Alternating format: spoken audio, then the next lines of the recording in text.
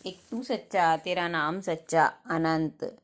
पृष्ठ 389। सतपुरुष बाबा फुलसंदे वाले कहते हैं, ए परमेश्वर, ए बादशाही के मालिक, तू जिसको चाहे बादशाही बख्शे और जिससे चाहे बादशाही छीन ले, और जिसको चाहे इज्जत दे और जिसको चाहे जलील करे।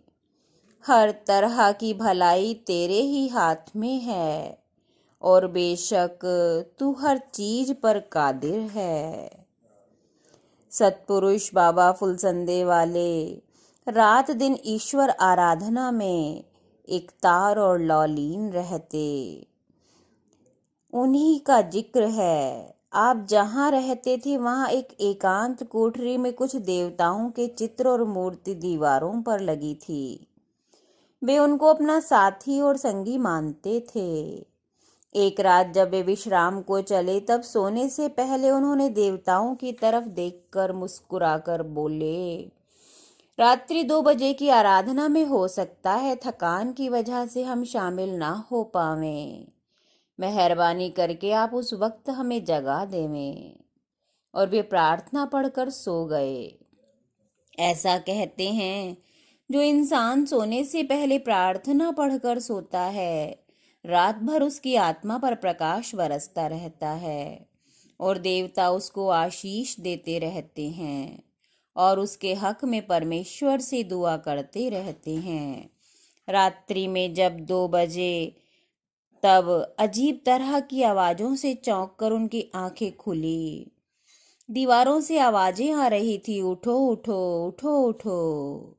ये आवाजें उन मूर्तियों और तस्वीरों से आ रही थी और तब तक आती रही जब तक वे आराधना के वास्ते उठकर ना बैठ गए।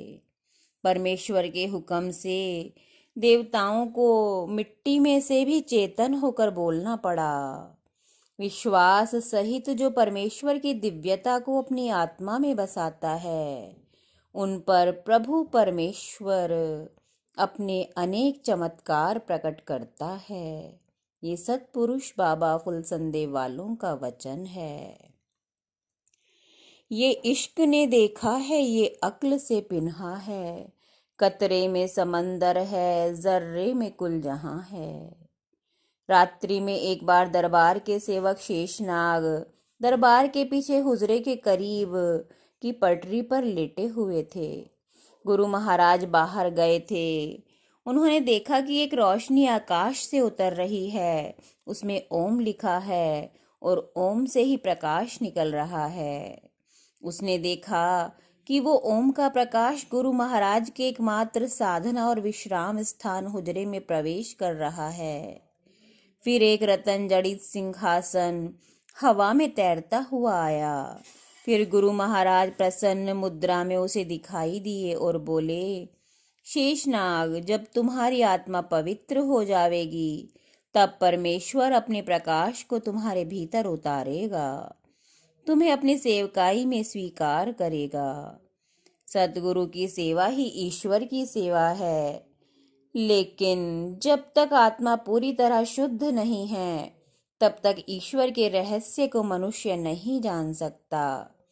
इसलिए तुम अपनी आत्मा को सच्चे गुरु के चरणों में अर्पित करो। तुम ईश्वरीय प्रकाश से इस तरह लबरेज हो जाओगे जैसे समुद्र के आगे नतमस्तक हुआ घड़ा समुद्र के जल से भर जाता है। एक तू सच्चा तेरा नाम सच्चा।